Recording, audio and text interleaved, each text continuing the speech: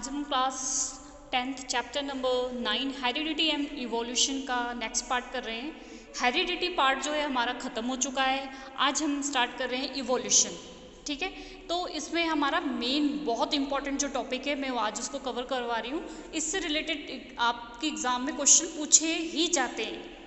इसमें कुछ important topics हैं जैसे कि सेक्स डिटर्मिनेशन और ये जो आज मैं करवा रही हूँ आपको होमोलोगस, एनालोगस, फॉसिल्स, बस इन्हीं से रिलेटेड क्वेश्चंस मेन जो है एग्ज़ाम में पूछे जाते हैं। तो हम स्टार्ट करते हैं। आज का टॉपिक है जो हमारा ट्रेसिंग इवोल्यूशनरी रिलेशनशिप। तो इसमें क्या है, आपको सबसे पहले एक है, इसमें आपने ये याद रखना है होमोलोगस ऑर्गन। ये 2 टाइप के हो गए, होमोलोगस एंड एनालोगस। ठीक है, तो होमोलोगस में आपने सिंपल डेफिनेशन, आपको इतना कुछ देखने की ज़रूरत नहीं है, आपने सिंपल डेफिनेशन इसमें देखना है कि इसमें जो होते हैं स्ट्रक्चर सेम होते हैं। जो ऐसे ऑर्गन्स होते हैं उनके स्ट्रक्चर सेम होते हैं और फंक्शन क्या होते हैं, डिफरेंट होते हैं, अलग अलग होते हैं। बस छोटी सी डेफिनेशन याद रखनी है कि स्ट्रक्चर सेम होते हैं और फंक्शन डिफरेंट होते हैं। तो जैसे कि आपको यहाँ डायग्राम में दिया हुआ है, आप डायग्राम में देख सकते हो कि यहाँ पर अलग अलग आपको दिए हुए हैं। जैसे ऊपर देखो आपको फ्रॉग के पॉलिप्स दिए हुए हैं। ठीक है, और उसके बाद यहाँ आप देखो लिजार्ड, ठीक है, बर्ड और ह्यूमन। देखने में इनके स्ट्रक्चर लगभग क्या हैं, सबके स्ट्रक्चर सेम है बट सभी के फंक्शन क्या है, अलग अलग है। Human being, lizard, frog, bird, सबके फॉलिम्स क्या होते हैं, अलग अलग फंक्शन परफॉर्म करते हैं ना। तो ये हो गए हमारे होमोलोगस ऑर्गन। इट मीन्स जिनके स्ट्रक्चर तो सेम है बट फंक्शन क्या है, डिफरेंट है। तो इससे रिलेटेड कई बार आपको क्वेश्चन सिर्फ ऐसा आ जाएगा, difference between homologous and analogous organ, या define homologous and analogous organ, या फिर example give examples homologous and analogous organ, या फिर आपको ऐसा आ सकता है कि आपको डायग्राम दे दें और कहेंगे identify which type of organ, homologous, analogous, कौन से टाइप का। तो आपको इसको चारों तरफ से इस क्वेश्चन को इस तरीके से समझना है। ठीक है, तो ये तो हो गया हमारा होमोलोगस ऑर्गन कि जिसके स्ट्रक्चर सेम है और फंक्शन क्या है, अलग अलग है। नेक्स्ट है हमारा एनालोगस। अब एनालोगस क्या है, बिल्कुल इसका अपोजिट ध्यान रखना है आपने। एनालोगस में क्या होगा, जिनके स्ट्रक्चर तो डिफरेंट है बट फंक्शन क्या है, सेम है। डेफिनेशन समझ आ गई आपको। होमोलोगस में स्ट्रक्चर, ये बच्चे कई बार कंफ्यूज होते हैं, कंफ्यूज नहीं होना है बेटा।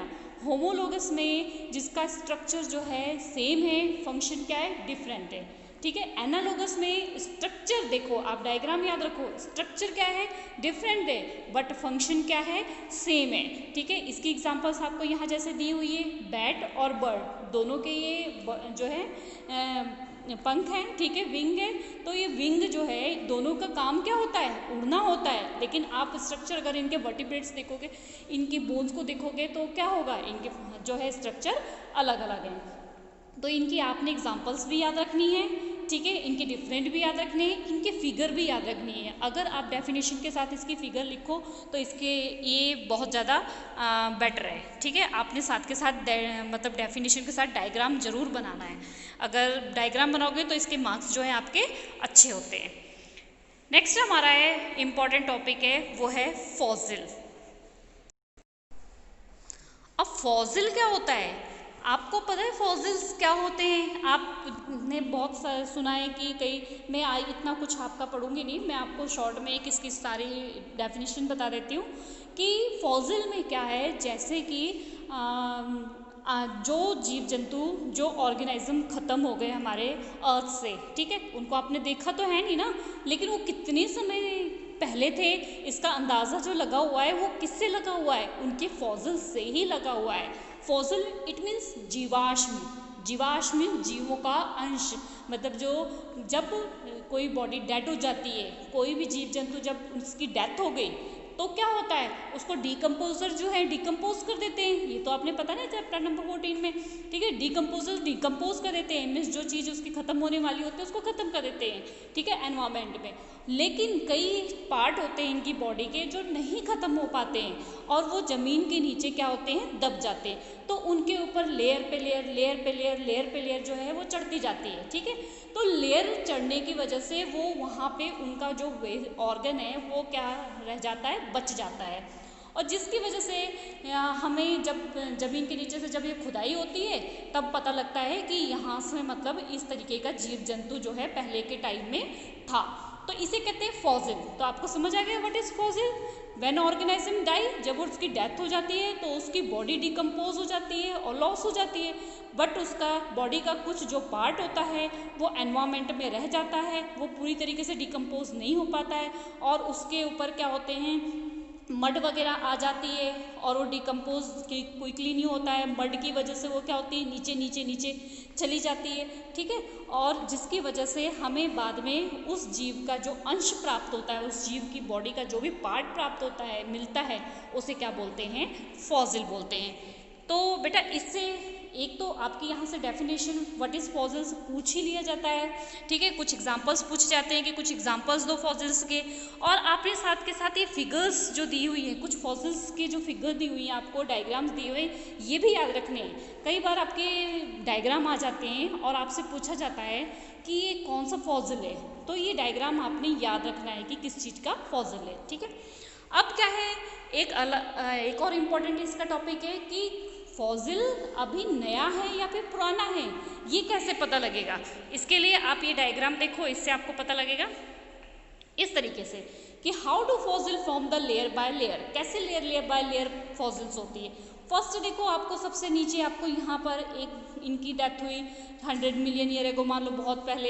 इनवर्टिब्रेट्स तो वो तो धीरे धीरे पूरी तरीके से मोस्टली ऑलमोस्ट फिनिश हो जाते हैं इनवर्टिब्रेट, क्योंकि उनके बोन्स ही नहीं है। क्योंकि हमें बोन्स वाले जिनकी वर्टिब्रेट्स होते हैं उन्हीं के जो है फॉसिल्स मिल पाते हैं, क्योंकि बाकी बॉडी पार्ट्स तो क्या हो जाता है, डिकम्पोज हो जाता है, ठीक है।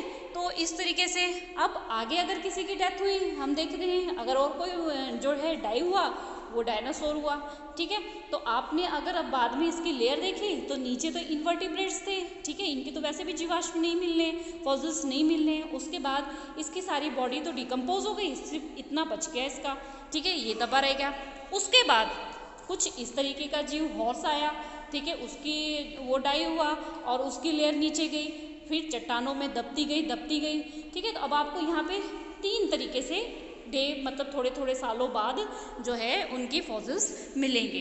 अब जब आपने इसमें खुदाई की, ठीक है, जब इसको हमने खोदा तो यहाँ पर आप क्या पाओगे कि सबसे ऊपर आपने जो पाया है, ठीक है, सबसे ऊपर जो फॉसिल आपको मिला है वो इट मीन्स क्या है, बिल्कुल न्यूली है, मीन्स बहुत जल्दी में ये जीव जो है हमारे एटमॉस्फेयर से ख़त्म हुआ है। और उसके नीचे जो मिला हुआ है, उसके नीचे जो मिला हुआ है वो उसके बाद है, मतलब वो उससे पुराना है, और भी जो नीचे मिलेगा वो उससे ज़्यादा पुराना है।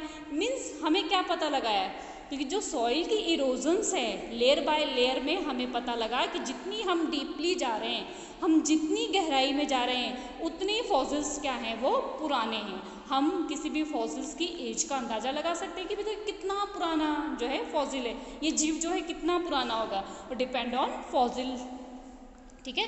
तो इससे सॉइल की लेयर से हमें ये पता लग जाएगा कि फॉसिल्स जो है वो कितना पुराना है। आई होप ये टॉपिक आपको समझ आ गया होगा। ये दोनों ही टॉपिक जो है आपके बहुत इंपॉर्टेंट टॉपिक है, इनको आपने अच्छे से करना है, ठीक है। तो ओके स्टूडेंट्स, आज के लिए बस इतना। अगर आपको ये टॉपिक अच्छे से समझ आ गया तो वीडियो को लाइक कर देना, और चैनल को अगर अभी तक सब्सक्राइब नहीं किया तो सब्सक्राइब करके बेल आइकन को दबाना मत भूलना, ताकि मेरी वीडियो का नोटिफिकेशन सबसे पहले आपके पास पहुँचे। Okay students.